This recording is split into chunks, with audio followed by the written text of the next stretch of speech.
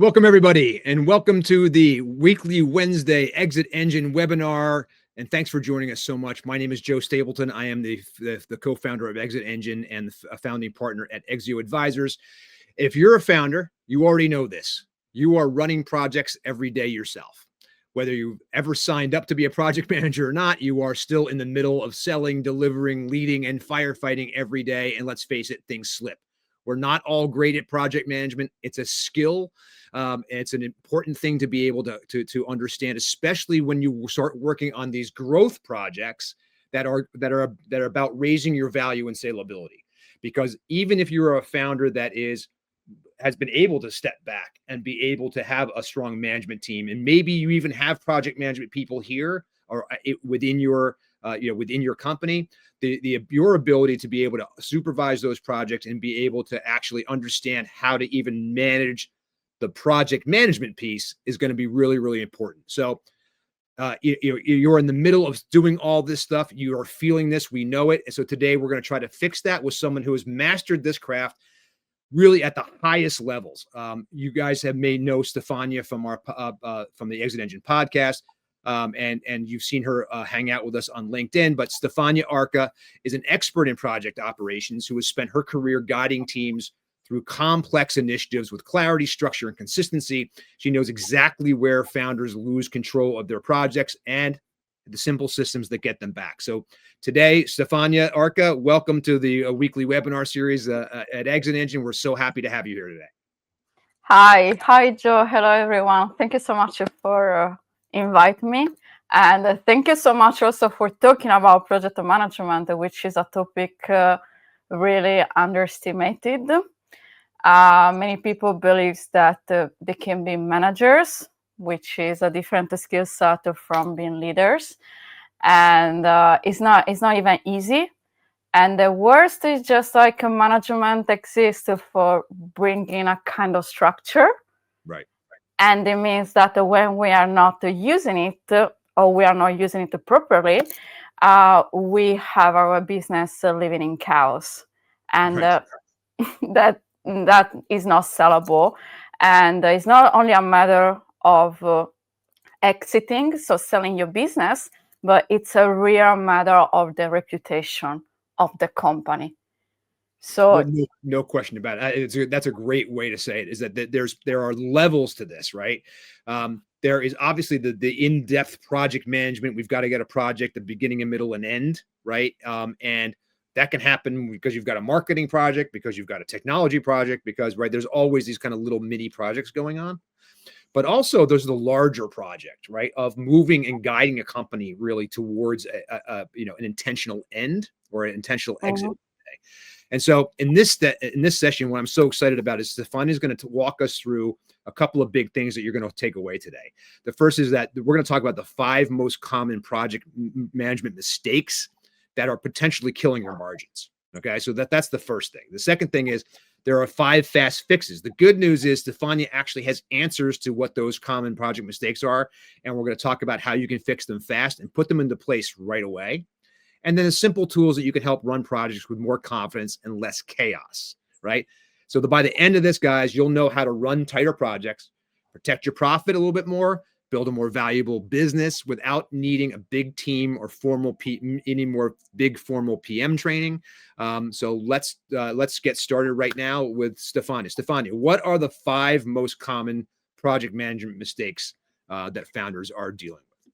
I will go one by one in order to not mix up everything and creating chaos.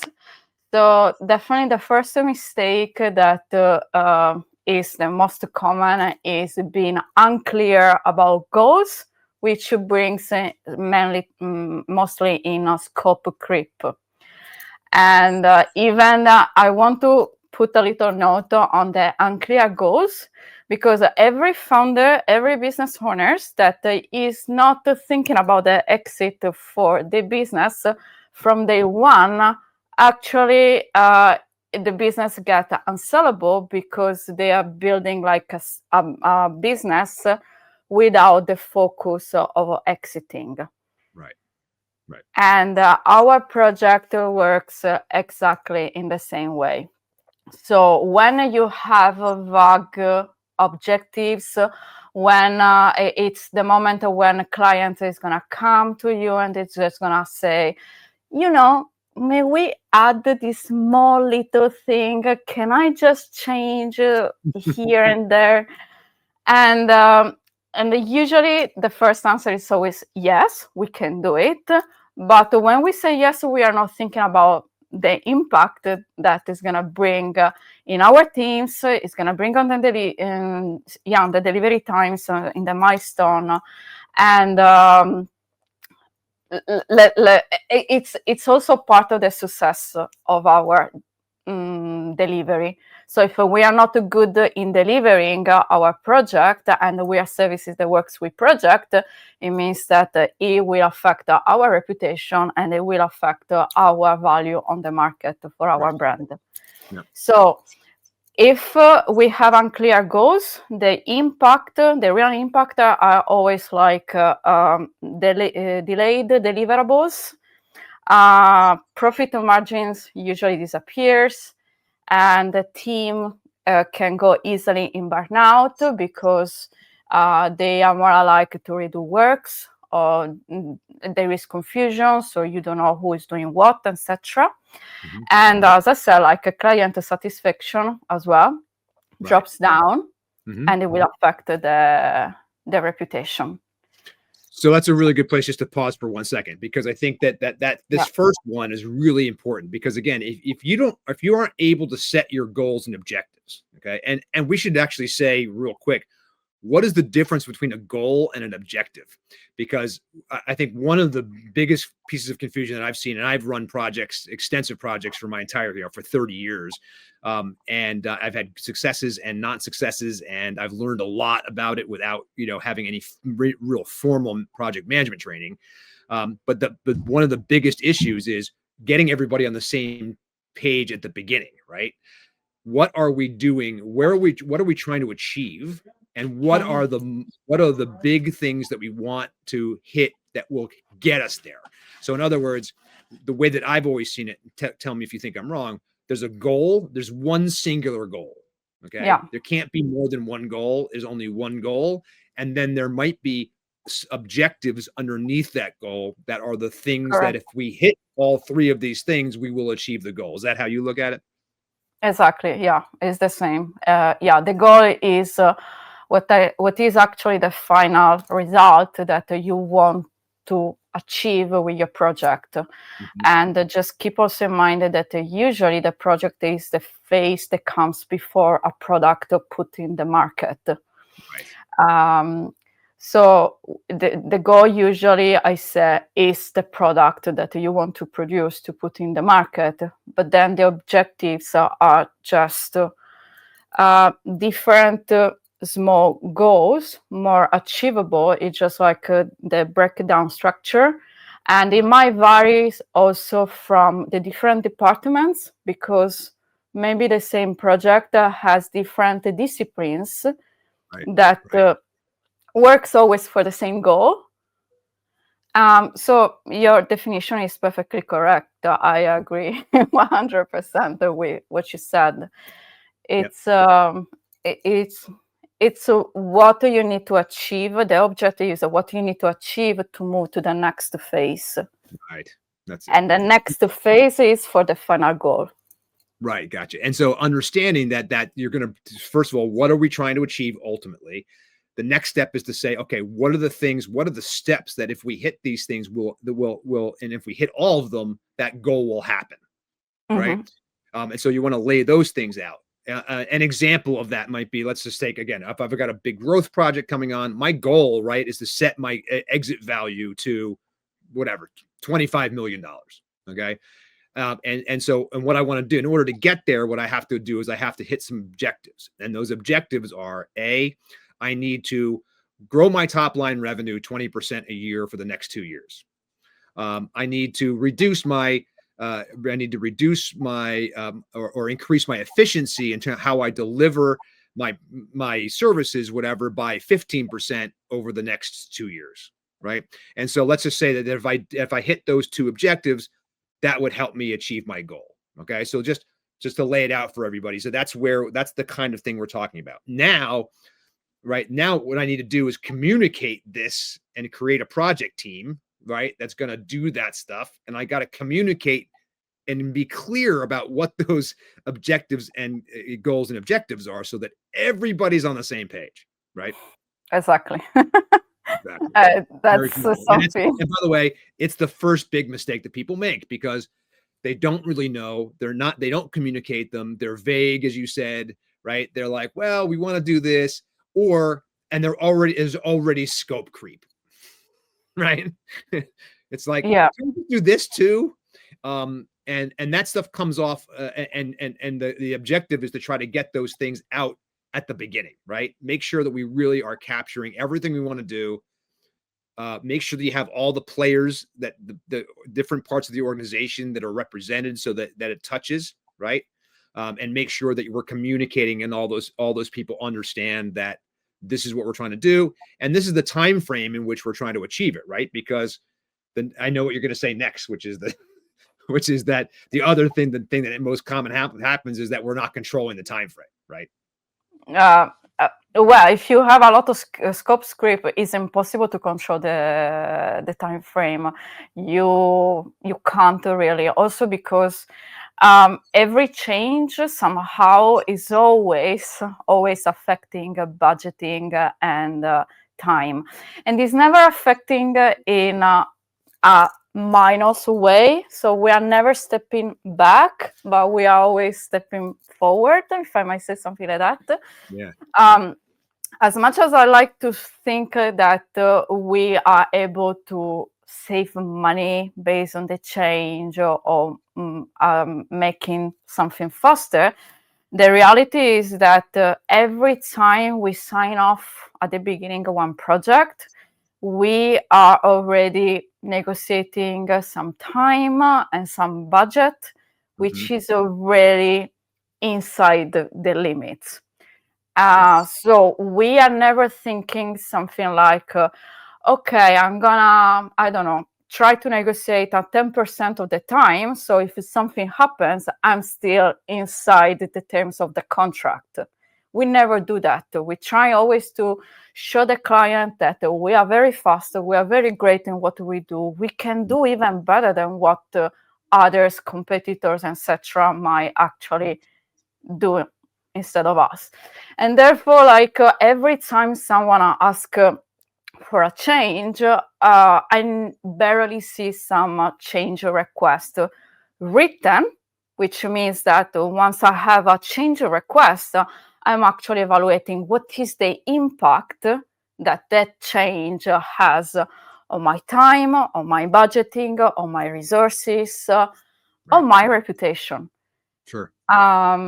So if I mean, it never happens that when a client, because we are starting already very strict, it never happens that when the client asks, can we just change here something? We have actually that hour extra for doing that amend without going in overtime. Because we have already planned so much, every single minute of our program, in a way that we are already thinking that there's going to be some overtime. Right. So the idea is that the second thing is, look, you got to plan ahead, right, to know that things are going to come up, and those things that come up to a degree. So you want to leave room in the timeline, right, and in the whole project plan for those kinds of like things to pop up. And there will be all kinds of things that pop up. I mean, Stefania worked on on building an addition to Heathrow Airport. Okay, so just to give you a sense of where we are in terms of the scale of things, talk about moving parts, right? Like so many different things and contingencies, right? Like that's the other thing, because it's like we have to do this first in order for this thing to happen. And so there are project contingencies. There are timelines that run in parallel, and there are timelines that are like require you to have one thing happen before another thing happens. But the most important thing one of the most important things to do is we said, first one, objectives and goals and objectives, and communicating those effectively. Second is understand that there will be scope creep, and that you need to, and that scope creep could come from a client, it could come from an internal person, it could come from the founder that, oh, I just thought of this, right? Yeah. We forgot about Bob and over there in whatever in transportation, who's supposed to be a part of this, and this affects him, and so suddenly your project plan's completely off because you forgot. So the idea of a good project takes planning, right? And one of the most important things to know is that you've got to build in time for these things to come up, right? Understand, and what is your contingency plan going to be when you find something that now, as Stefania said, I can't go back in time. All I can do is move forward, right? And so, and the reason that projects don't end, and the reason why that construction project outside your house keeps going on forever and ever and never ends, is because the project keeps growing, or because somebody keeps adding something in, right? It's not because they're lazy. It's because there is probably somebody somewhere who's adding some kind of scope creep that's making this thing go longer. Is that fair? Yeah. I mean, usually it's for miscommunication, which goes in the mistake number 2. Yeah. But I just want to close 1 second the number 1, saying that it's also important to understand that there are different type of projects, right? And it means that we need to approach them differently. So for instance, like when we are dealing with an agile project, for instance, the IT projects, those are projects where you know where you start, you don't know exactly where you end. You might have a kind of idea, but the goal is quite unsure. Right. It's not 100% defined. Like it could be like a building, which is a waterfall project where, you know, I want a house, so I need 4 walls and a roof on top of it. Right. So based on this, you need to know what kind of project you have in front of you, because of course you need to approach it slightly different, because one is more flexible. You need to have a flexible mindset, like for the change. Right. And it means that, for instance, like a budget might vary. Right. Why in a waterfall project, since, for instance, like people know what they need to achieve, the budget is very strict, the time is very strict, because you need to be good in planning. Right. Yep. So there, you just need to pay attention to what you have in front of you. Yeah, that's interesting. And again, an IT, it's a great point, because we hope we're going to achieve these things, right? And so some of these things will take, like achieving an objective of growing your revenue 20%, okay, as just an example, is not easy to do. And in fact, that project in and of itself may get broken down into smaller parts and smaller projects too, right? Exactly. Yeah. And so understanding that how you cascade this stuff down and achieve, and the idea here, I think, Stefania, and you've talked about this when you were recently on the podcast, was this understanding of, again, what kind of project is in front of you, right? And what are the contingencies of this project, so that it's like an if-then statement, right? It's like, if I can do this, then this will happen. And so I don't know. I think I'm going to do this, but I can't do that until this happens. And so I have to kind of break that down and say, okay, let's take, what's the timeline on this? And you're adding all these things together. But the most important thing is to leave room in there for, from a planning standpoint, for these changes to the best degree that you can. Otherwise, you're just finding yourself restarting every time, right? And never getting down the path. Exactly. Yeah. Exactly. All right. Well, that's number 1, right? That's like this AJ of project planning. So understanding your goals and objectives, making sure doing a project brief, for instance, right, and measure your deliverables. So don't just list them up, but just try to measure them, because you might need to do 2 reports, but doesn't mean that they are going to impact your effort in the same way. Right.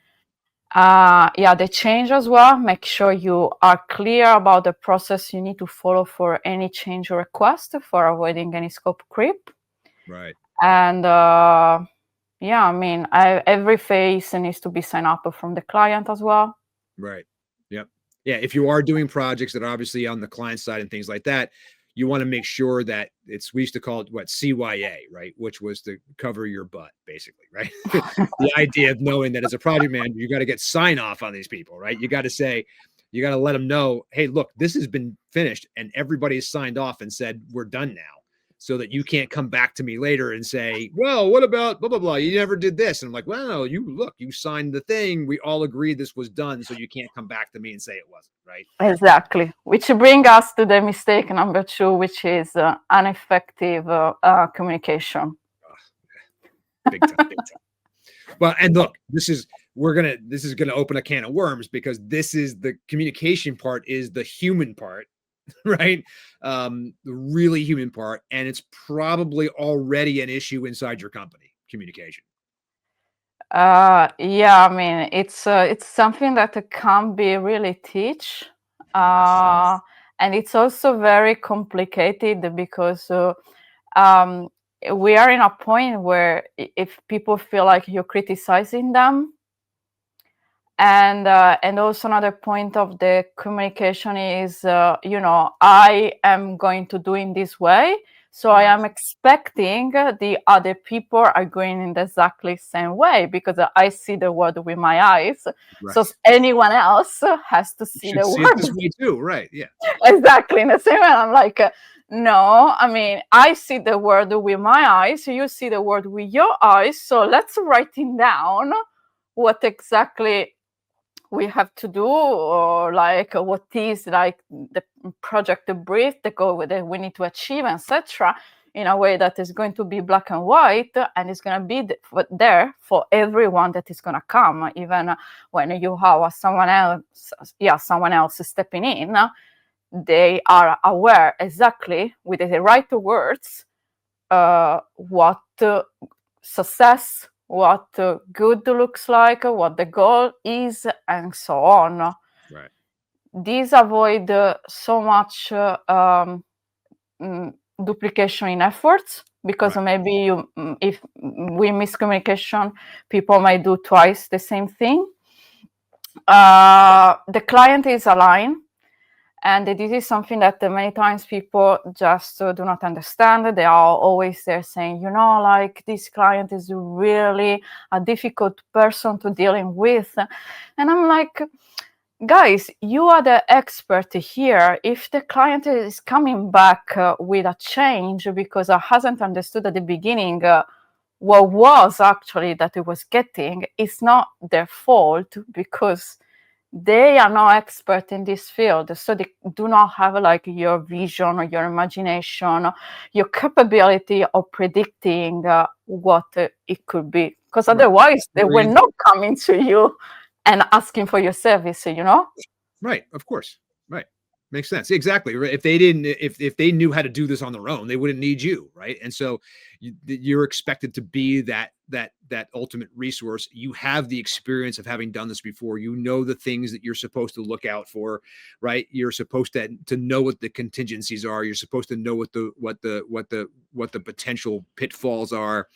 But the point is that knowing that, write it all down, right? Like there's nothing wrong with it saying, here's what happens if it, is basically is what success looks like, but also what not success looks like, right? To be able to make sure that there isn't duplication of effort, to make sure that every person on the team is doing their thing and knows what they're supposed to do. And I think one of the things that you told me was the best way to do that is actually to get them involved in asking them how it will be that they will deliver the thing they need to deliver. Right. So, yeah. So one of the things that I like to do are like with my team, I would like to have a weekly catch up. And with a client, some people go monthly, but I believe that a monthly is a timeline too long. So I would prefer like be weekly. And during the meeting, the catch up, I like to ask open questions because I just want to make sure that they have actually understood what we are talking about. So I do not go around saying like, is everything clear for everyone? Like, do you have any questions? This type of interaction do not work very well in my own experience, because even if someone is not fully sure that they get it, they might not raise their hands up. Right. So I feel like it's more effective going to someone and ask like, how would you do this? How would you step in this process? So, like, I have to do this. What will be like your way? And it's going to help me even as a leader, because leadership works in a way when they are the one telling me what they want in a way that I can provide them that way. Yeah. I don't know. That makes absolutely no. That makes a lot of sense, and I think so the first thing is to understand when you're communicating this stuff that communication is a two-way street. First of all, right? So this isn't about top down. I'm telling you what's going to happen. No, it doesn't work. Going to your team before in the project planning phase and say, here's what we're trying to do. Here's how we think we need to move through it. Tell me, I need your department to supply this thing at this time, right? How would you go about do that? How much time do you need to provide that? Is it going to be in an ongoing way? Is it a one-time thing? What will your role be in terms of all that stuff, right? And understanding from their perspective, what's the best way for them to be able to do that, and then hold them to account, right? Yeah. Because once you tell me that's how you're going to do it, well, now I'm going to take that as gospel, right? Yeah, and it doesn't necessarily mean that I need to accept their way. We might have like a negotiation. Sure. But at least we find a middle ground. Right. They feel part of something. Right. So that everybody can agree at the end, and now you've got a project plan, right? So now you've had the step one was was where people fail, right? Is not planning at all. That's the first thing, really. Okay. And let's just face it, that's the thing. They just start a project, they jump in, they start doing something, they restart it, do it again. Oh, this is a mistake, go back, right? And now nothing ever finishes because you've never really started. Right. And that's a very common thing. The second thing is the communication around that, because being able to communicate not just at the beginning, but then all the way through, right? And you're talking about on a weekly basis, getting the team together, getting a status, getting everybody's, being able to talk to everyone on the team and who has to have a deliverable that week and say, where are you? Are we okay on the timeline of the thing that you're supposed to deliver next week? Is there a red flag you want to raise up? Is there an issue right now that we need to know about so that we can change the project plan or divert course or get a new resource in here? And from a leadership standpoint, what you're saying is the leader's job of this whole thing is to enable the success of this. It's not about the leader telling you top down what to do. It's not about the founder, right, really even being involved. The founder's job should be getting issues and people and things like that are blocking success out of the way. Yes, the founder shouldn't. Yeah, correct. Yes. Right. That's the best role that you can have as the founder. Again, we're all involved in projects all the time, right? I am, Stefania is, we do this. We have our own companies. These are the things that we have to do. And everything is a project when you think about it. The idea of building a company in and of itself is a project, right?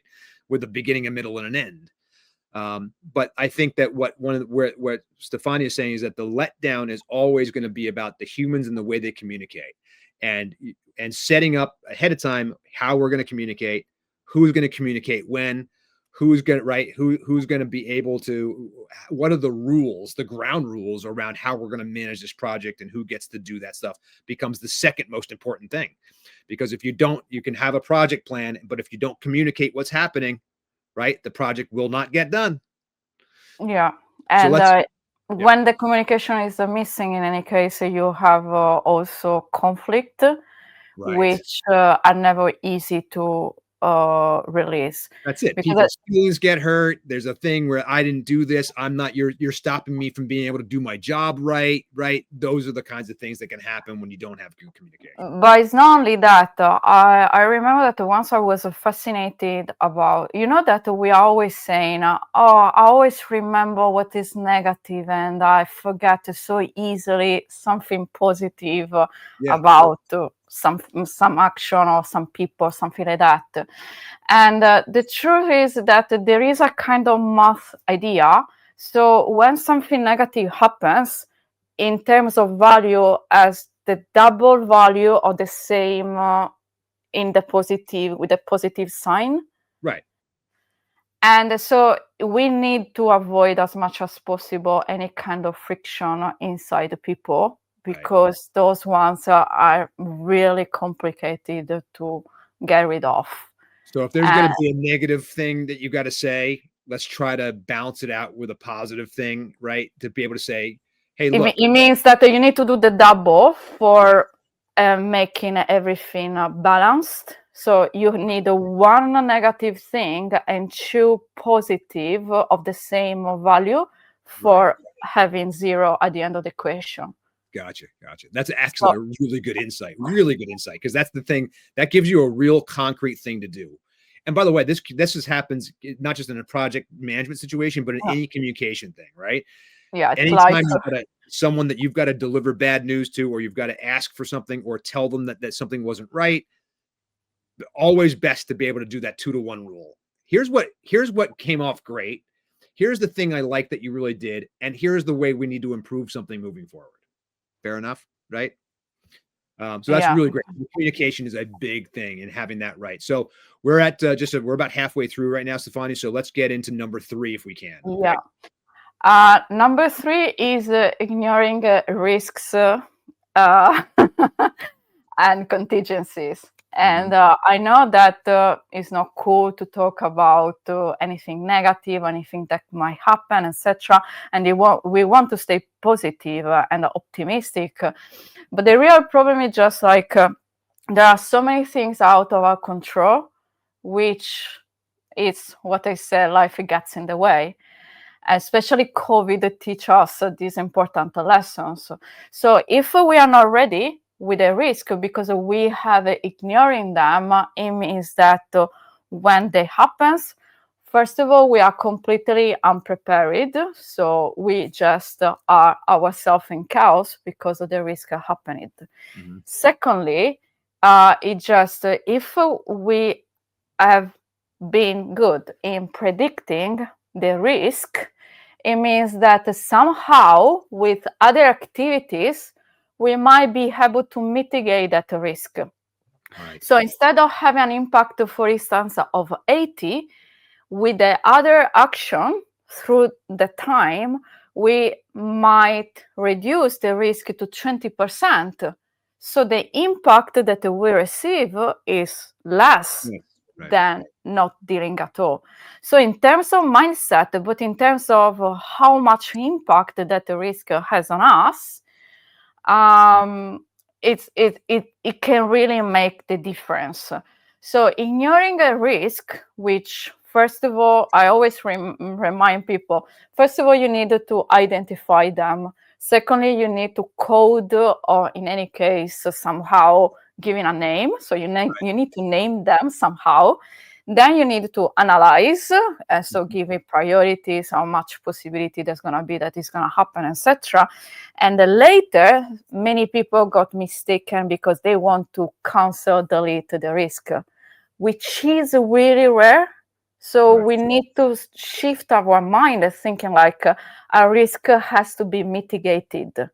And once we are able to mitigate 100% of the risk, we can delete it. But starting thinking like I need to delete this row from my risk register, is the wrong approach. Right. So what you're saying is every project has a risk, right? And that risk, it might be simply a matter of risk to success, right? There might be a risk that something else happens as a result of one thing, and there might be one of the, it might be a safety thing. It might be there's lots of different things, and it depends on the kind of project you're running. But the idea is, what Stefania is saying is, first of all, you're going to note down what those risks to success or the risks are in general, and you're always going to put them in order, in line with the thing that they're attached to, whatever piece of the project, right, they're attached to. But what you don't want to do is, and as you go through it, you want to look for ways of mitigating that risk as you go through. But you're never going to take that risk off the list until you know it is completely gone, right? Exactly. Because these are the things that come back to bite you. The ignoring of things. I've seen it happen so many times. And you're right. Nobody thinks about this. When people will say, "Yeah, that's a risk. It's on a list, but I don't think it's really a risk," and they'll just like ignore it, and they'll never talk about it, and it'll never come up. And then won't you know that at the end of the thing, or just when you're about to launch the big thing or whatever, here comes this tiny little risk that you thought was like no chance of happening and wasn't real. And because you've ignored it the entire time, it's now ballooned into like actually a big problem that can't be solved, without a major, probably its own project. Right. Yeah. I mean, usually it means like a budget overrun. That's it means it. like a delay. It means yeah. like dissatisfaction, generally speaking, teams, Right. stakeholder, clients, everyone. And it could mean the difference between you actually hitting your goal of exiting on your own terms or not, right at the end too. And that's the biggest thing. So number 3 really is, again, is an understanding and mitigating risk as you go, and make sure that you are being honest with yourself about what the risks are and what level of risk and how will it affect things. And as you go, you should be trying to see ways in which you can actually mitigate that as you go through the project. As part of the actual project plan is mitigating the risk to it as you move forward, right? Yeah. Well, that's 3, right? That's 3 things. Sorry, what else? Yep, good. No. I mean, it was just like to put the buffer time because when the risk happen, you need to have the time for thinking and acting for react to the risk. And if your program is too strict and you do not have any buffer time, I mean, you can't really take care of the risk, which is even worse. And the buffer time is just like a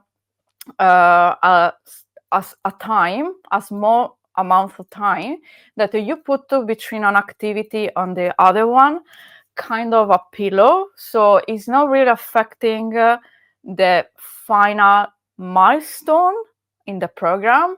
But if something unexpected happens, it can help you out to breathe. Right. And to move forward. So it's a time that really varies from program to program, but it's always too good to have it in mind. Right.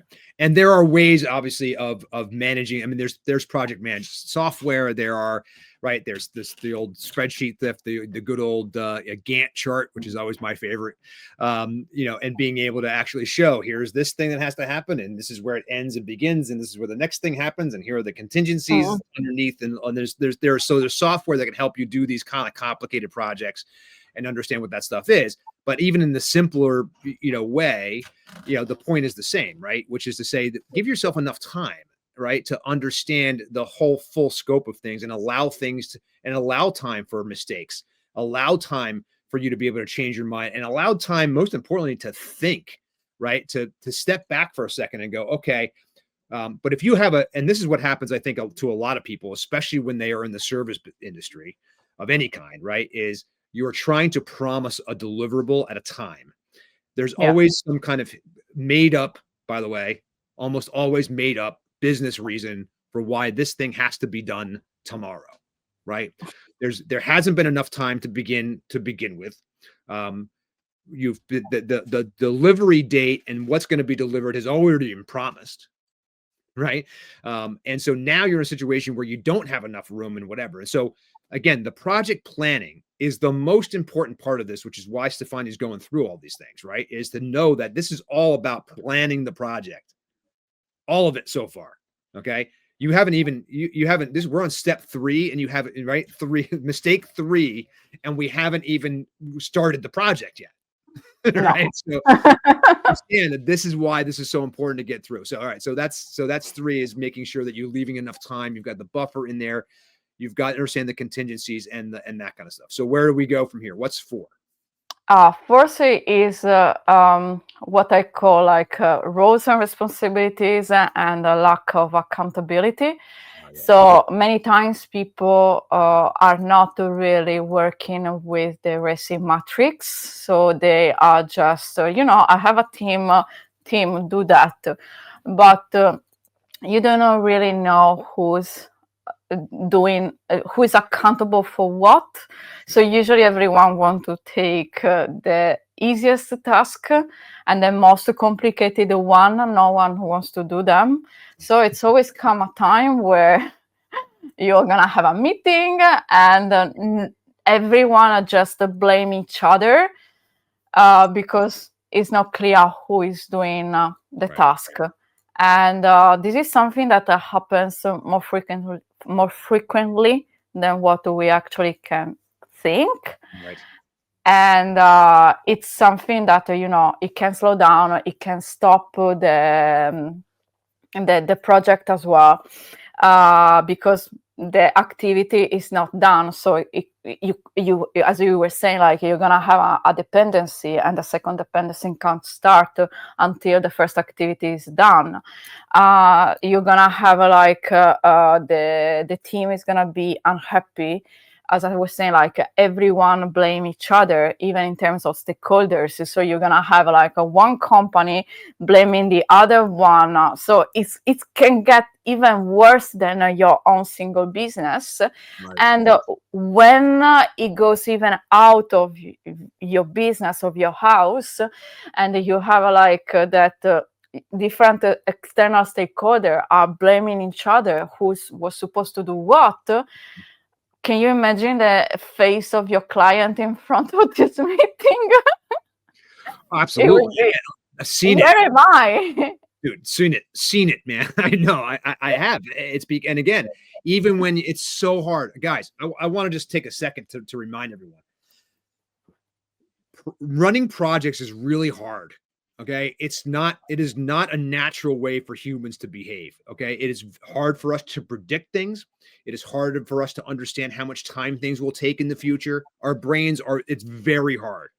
We can use historical information. We can say, hey, look, we think about this, and we can try to, as Stefania said, we can start to build in extra time for things. But understanding every contingency, the fallout of every decision that gets made, every decision tree along the way, right? Potentially, can completely derail the project if it's not handled properly. But the communication, right? The planning, the communication part, and frankly, the leader's job in all of this. Okay. The best thing that you can do as a founder in any of these projects is to be the person who is called when there is a disagreement, right? When someone has said, from an accountability standpoint, when someone has said, hey, we were running this project and this person was supposed to deliver this stuff and they haven't delivered it. And there's a problem with this stuff. And so therefore our project is dead in the water. We can't move forward. That's exactly when you need the leader to come in and say, hey, guys, I need you guys to play ball on this. This is an important task. This is something that is, and open that thing up. It's your job to keep this moving and allow it and get the any kind of barriers or hurdles out of the way for your team. Yeah, even though this is more for kind of the leadership idea, one thing that I haven't mentioned yet here in this webinar is that a project manager, the role of a project manager actually is delegating. That's it. So the project manager should be the person that is receiving all the inputs from everyone, has a clear picture in front of them what is the goal and who is struggling with what, and based on the full picture, it's just gonna address it's just gonna delegate who is doing what, which way, when I need it, because I mean, there's gonna be layers and levels, and it's like the glue between That's them. right. The glue. And here's what it's important is that often, right, it's not the highest paid person in the room is not the project manager. Okay. Right. Yeah. In other words, right, the idea is that it's the project manager is often a, again, a specialist, a slightly lower level person, some kind of manager, whatever. But often they are asking, depending on what your organization is like, they are asking other people who outrank them technically. Okay. And their job is to hold those people accountable to the project. That is hard to do unless you have a mandate from somebody, i.e., you, the founder, okay, that this is who's in charge of this project. So when we're pulling Jane over here to be, who is a senior manager in this thing, but she's really good at managing these projects, and this is a really important thing for her to do, we need to give her the authority, right, to be the person who holds other people accountable in the context of this project. Right? Yeah. Even though that one, to me, goes more in the leadership, which is a different skill set from managing. That's right. But that's me. Right. I know that it's very complicated to split the two. But the point is we need to split them because they are different skill set. So managers are more for processes and organizing, and the leaders are for making people accountable and follow the activities that the manager is saying. Makes sense. Yep, makes a lot of sense. I will go with the mistake number 5 because I can see we have some questions and we are running out of time. Yep, let's do it. So mistake number 5 is skipping kickoff meetings or like meetings in general because, I do not have time. So what happened is just like many times people are just, I'm going to start tomorrow. There is no onboarding time. There is no kickoff meetings or like you're doing the kickoff meeting, but not everyone are available because you haven't provided enough time for be free for you. So they have already had the commitments. And when this happens, you can understand that the impact is just like living in the chaos from day one. Because if you do not have the time for breathe and thinking, and today I'm talking about a project, and we sign off, and we're starting it from tomorrow. There's no strategy on the background. The planning is not accurate or it's not done in any case, and all these things takes time. And time is something that it's always running. We can't stop it, etc.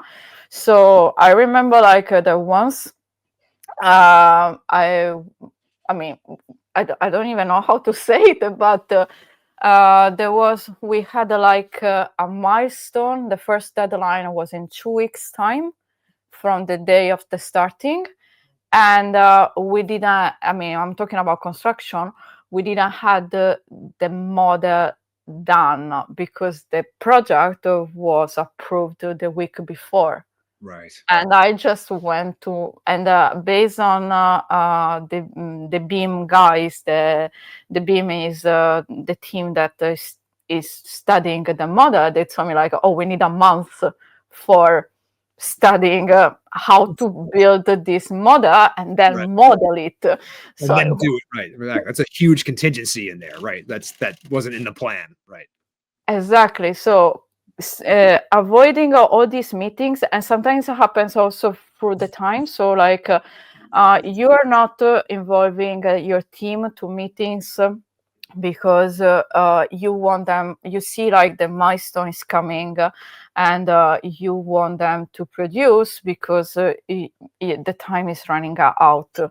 And it means that the team is can't really work properly because it's not involved to talk with the right stakeholders. And as much as you want to tell, it's never going to be as listen to the real person that Right. they need to communicating with. Yeah, I lost the point. No, it's okay. But I know. I think you're. The point is that this number 5 thing, right? Is the kickoff meetings and not to avoid them and not to try to say we're all overscheduled. Okay, we all have a lot of meetings we got to go to. It's it's the biggest complaint that I think I hear anybody say. Right? Is that this meeting could have been an email, right? Or whatever it is, right? No, but this is true, to be honest. I mean, after COVID, really, there are meetings for everything.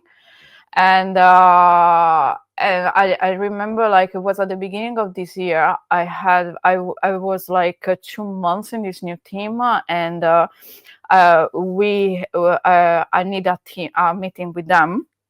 And they told me, like, we can do it at 4 because we already have another meeting at 3:30 with the engineers. I was like, fine. But at 4, they were all with the headphones on. Right. And the meeting went was closed only 2 hours after, and only because at 5:30 everyone was supposed to go home. Right. So, and I was just like, guys, have you done like an agenda? Yeah, but when we were there, we have realized that we needed also this, that, etc., etc.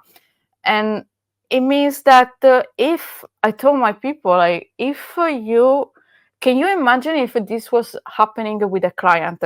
So the client has a budget, so half an hour, 2 hours. Half an hour in 2 hours means like 4 times more. Right. So if the client has a budget for paying your salary 6 months, and this situation, because it's not well prepared, because you haven't sent the emails, etc., it's happening with the client side as well. The client doesn't have the money for 2 years Right. to pay your salary. Right. So you can still work on the project, but you're not going to get paid for it. Right. And that's the thing. That's exactly right. So your time is your money. But the reality is that it's a matter of, you can't just say, well, a half hour turned into 2. The more that happens, that's serious money, basically, that's getting left on the table. Right. But or either you won't get paid for, or you're going to ask someone has to pay for it somehow, some way. Right. Even if it's emails is a good thing, but so right now they are doing too many meetings for everything, and also they are not doing the minutes of the meetings. So there is no record of what has been discussed during the meetings. And it means that even when a new person and you have a new team member joining in the team, there is no history. So can't really do a great job because I can't figure out what's next. I can't figure out what's happened, or how can I change things, or what value can I bring? Yeah. And it's the reality. And again, the software, the Slacks of the world, right? The way you communicate stuff, there are these tools are out there, right? I mean, they really are. But again, they're only as good as the people that use them. And so your ability to be able to report back, even in an email, this is what happened at this meeting, or this is what we decided, or these are the decisions that were made, and keeping that record public in terms of the team, having access to those notes and those things all the time. And of course, you've got AI to help you do that now too. So there really is no excuse, right, for running a project where you're not really running a project. All this stuff is out there, right? It's really easy to do.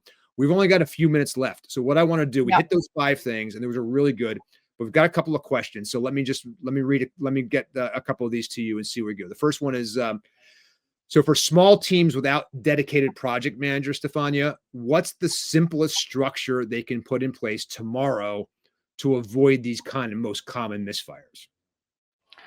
I mean, even if you don't have a dedicated project manager, you always need someone for organizing, because you have the project. There is like the management level, and then there is the delivery level. Right. And the delivery level needs to be specific for the delivery that they are taking care. For instance, in a construction world, the delivery will be like one person is specialized in the wall, another one in the floor, another one like in the ceiling. And in this way, you're going to create your room, but they are specialized only on that. They do not have the skill set for the managers. They don't have the vision either. Exactly. Right? So somehow you need to have a form of dedicated project manager, which is going to be like one team member in the delivery just became the team manager, and the project manager might be the founder if it's too small, like the team. But you need always to have the skill set of the manager. Right. You can't improvise them. Right. But the idea is that no matter what, no matter how big or small your project is, your team is, you need to have a point person who is in charge of telling everybody what's happening, right? Reporting back what's going, asking for where things are, being able to report up to management, right? Hopefully, what the status of things are, and being able to also raise red flags because someone said, hey, this is going to be an issue, right? So you need somebody in charge, and that's the simplest way to do it, right? Is to have at least one person in charge that does that. Exactly. That's really, really good advice. Here's one too. I think we got time for a couple more here. How do you recommend handling a project that's already gone off the rails, right?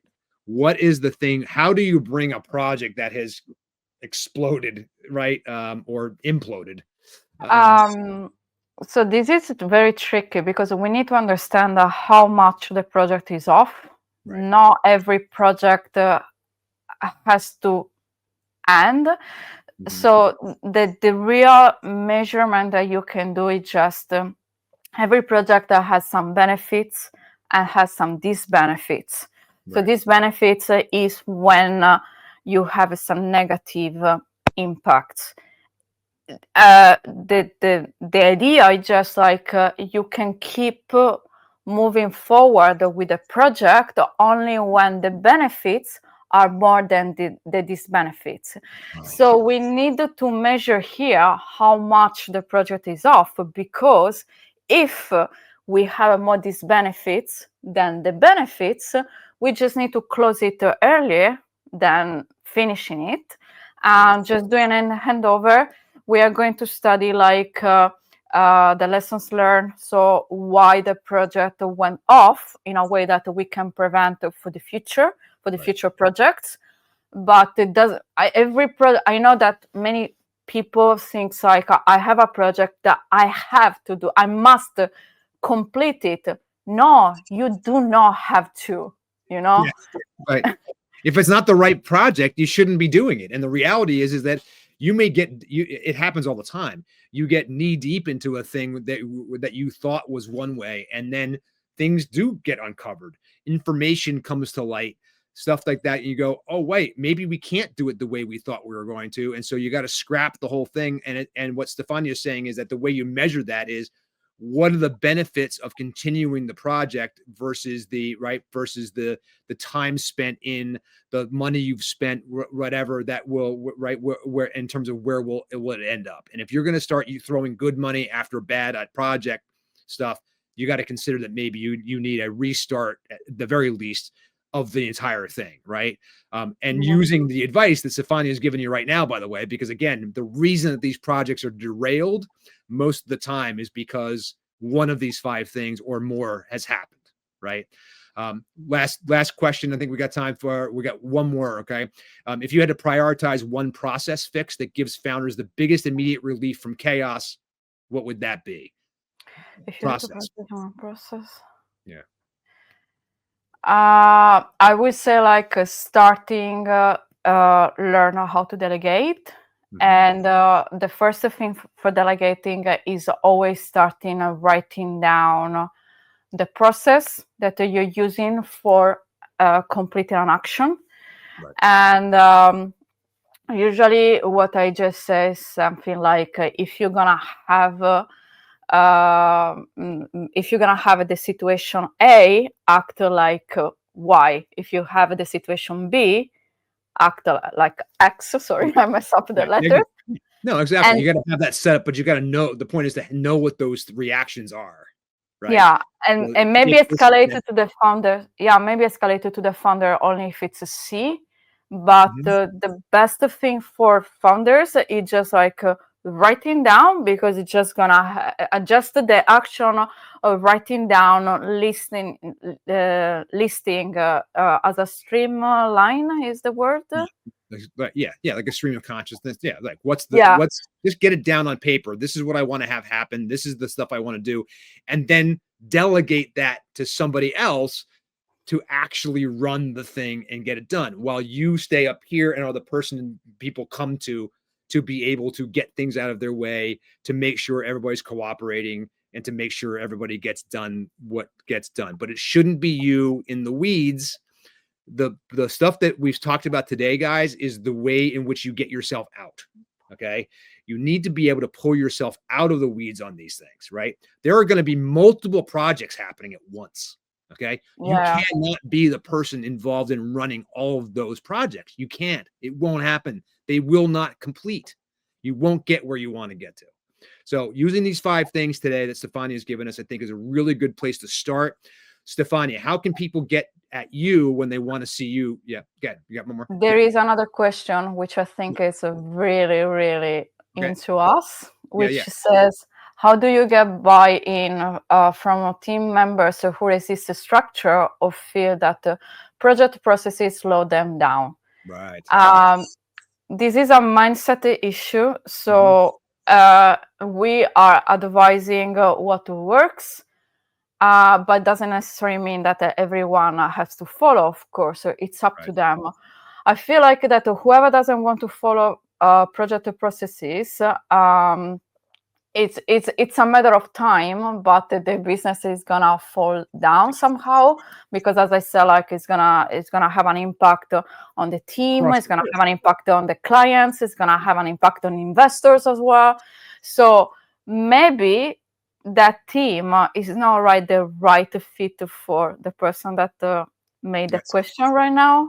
And if it's not And you, if it is someone on your team that's behaving that way or whatever, then you're going to have to address that right away, right? Because yeah, poison. The worst thing that can happen in the project is you get discontent, right?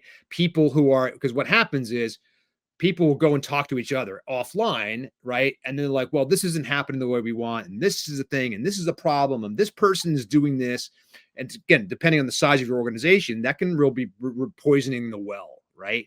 Of the project well, meaning that, and if people stop behaving or stop wanting to do this stuff or whatever, that's the fastest way to derail your project, is that people go, I don't want to do this, right? you need to have the right to people for, I mean, that works for That's you and with you. right. That's the only thing. It's always going to be that way, and that's true, across the board. Stefania, we're out of time. Thank you Yeah, so much for doing this today. I know, and it was really, really great. I know, guys, I know that we went fast through these things, but they really do boil down. These are really kind of simple when you think about it. They really are kind of common sense. Okay, you can't start a project until it's planned. Okay, that means establishing clear goals and objectives. It means understanding who's going to do what are the roles and responsibilities of each person on the team.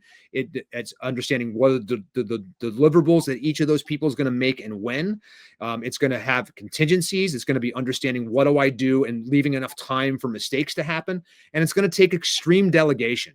Right. And I think that that's the biggest lesson that you can take away from this, from my point of view, is to understand that you shouldn't be the one running these projects. All right.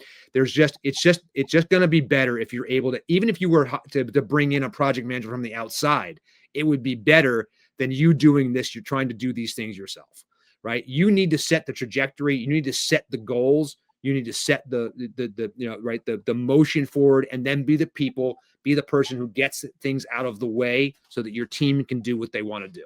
Right? Would that be a fair way of summing it up? Communicate, communicate, communicate. Right? people, people, Right? people. People, and make sure that you are giving, everybody is also getting a fair shake. Hey, I like the way you did this. I'd like to see this improve a little bit more. Right. So the communication is obviously going to be key. Stefania, Stefania Arca, thank you so much for joining us. Stefania, you can Joe. reach Stefania at LinkedIn, right? Stefania, Yes, it's you're right. correct. Stefania, you can see her name here. We'll have this in the show notes and stuff like that as well. She's also available. You'll find her through. She's an advisory partner here at Exit Engine, so you're going to be able to find her through Exit Engine as well. Please, right now, get your journey started right now. Okay, it's not going to be. This is not about selling tomorrow, as you can tell. Okay, if there's anything that this is showing you, it is you probably are not going to be able to sell tomorrow, even if you wanted to, and certainly not on your own terms. Taking this information and getting this done and learning how to do this as you go is all part of raising your value and saleability. Okay. And so why don't you go right now to myexitengine.com, go through this. You're going to see a picture. You're going to see a picture of me. You're going to see a video and all that stuff. I want you to go through that process. I want you to set a meeting. I want you to get in there right now and let's start talking about how to set your exit trajectory, even if that's 5-10 years down the road, because what you do now will not only make that a reality one day, but also just make your business healthy and more sustainable, which is what we all want. Stefania, Arca, thank you so much for being here on the Exit Engine webinar. We really appreciate you, and we can't wait to see you again, which we will for sure. Okay, sounds good. I'm here. Right. Thank you so much, Joe. Thanks, everybody. Thank you. Thank you. Bye.